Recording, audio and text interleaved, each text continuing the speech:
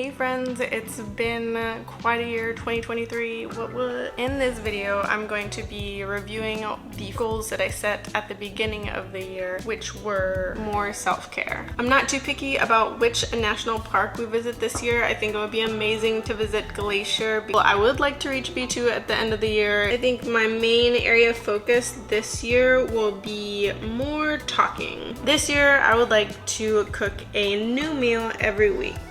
At the start of the year, I was using Habit Tracker to track all of my self-care, or just making sure that I was doing it. Self-care included things like painting my nails, taking a bath, reading like a physical book, and just spending time with my friends and with my family, and not worrying or not thinking about anything else, just being really intentional about how I spend my time. I was doing pretty well with that, and when October hit, I started keeping track with a gallery in Notion. This actually worked out a lot better than I had originally anticipated. Sometimes I go play friends with my tennis.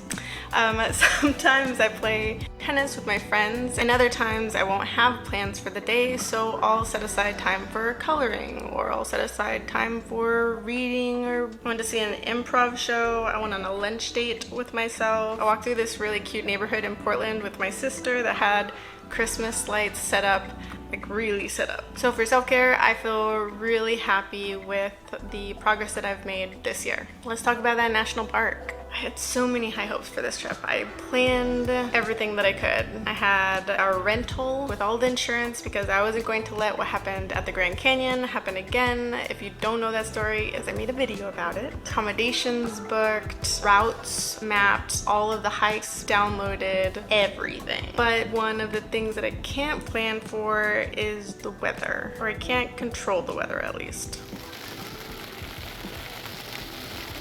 But we got to see a lot of the landscapes around Montana, and it was just really beautiful and breathtaking.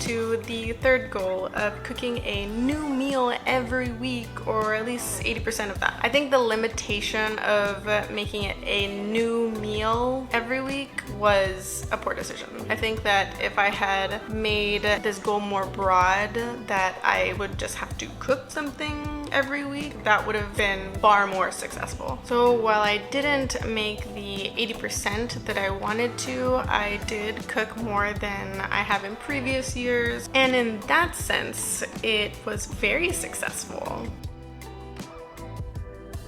Which brings us to español. Ya sé que mi español que estoy hablando ahora mismo no es perfecto. Quería lograr el nivel B2 en DELE, pero la semana pasada, cuando tomé la prueba otra vez, todavía soy DELE B1. Pero a pesar de eso, estoy orgullosa del hecho que he pasado mucho tiempo, tanto tiempo, practicando el español este año. Incluso Alfonso, mi profesor de español en España, en realidad nos conocimos cuando fui a España en la primavera. Y eso fue genial porque hemos estado hablando por 3 años, pero solo por video.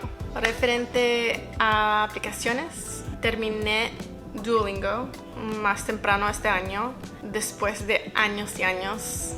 LingoPie es otra aplicación que usé. Hice un video sobre LingoPie también, y ahora estoy usando otra aplicación que voy a revisar en enero probablemente, y voy a compartir eso. Por suerte hice una amiga, ella me llevado a conciertos con una artista que no conozco, pero ellos cantan en español. Y eso fue un poco de magia para mí, porque nunca he sido un parte de esa comunidad. También vimos un espectáculo de folclórico. Y en octubre fuimos a un evento de Día de los Muertos. Entonces, la última cosa es que I have 5 top books that I read this year that I would like to share, and in no particular order. The first one is Dungeon Crawler Carl. Austin read this book before I did and then recommended it to me. He explained the premise, and the whole time I was like, I'm not gonna read this book about a guy with his talking cat in a dungeon playing a game fighting for their life because the aliens are watching a reality TV of all of this. I'm not gonna read that. And then I read it, and I cannot stop recommending it to anyone who likes science fiction, anyone who likes fantasy, anyone interested in reading a good book. Being Mortal by Atul Gawande was another one of my favorites, and this one's more serious. It's a non-fiction. It's about aging, and it's about dying, and it's about having the hard conversations with your loved ones so that you know what they want to happen to them should anything happen to them. It was a hard book to read, but I think that it was a very necessary book, and having those difficult conversations with your loved ones is going to be helpful in the long run and will make me feel as best as I can in those situations.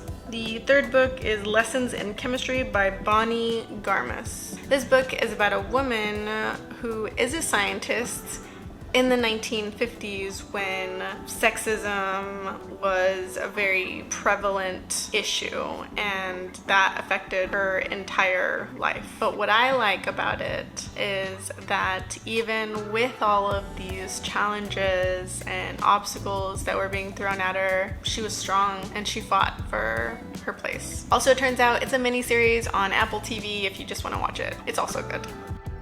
My fourth book is another book that Austin read first and has been recommending to me for a long time now. Fortunately, this series is cut up, so while the entire series is like 40 or 50 books, it has a bunch of trilogies. So the first trilogy is the Dark Elf trilogy, and the first book of that is Homeland, which is my number 4 book this year. Fantasy aside, this book is about a young warrior whose entire community is aggressive and violent. This warrior has to keep a secret that he's different from all of his family and all of his community because he has sympathy and he cares for other people and doesn't want to be as violent and murderous as everyone else. Add a bit of fantasy, it's about a drow, which is a dark elf. I'm also the kind of person that will get very attached to these characters and who will cry if anything might happen to them, bawling. So that's what happened, and that's why this book is number 4. Book number 5 is Why We Do What We Do by Edward L. Deci. This one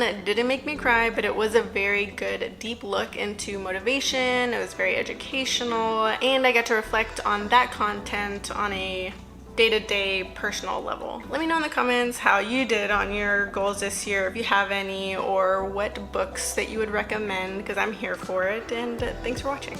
I'll see you next time. Bye!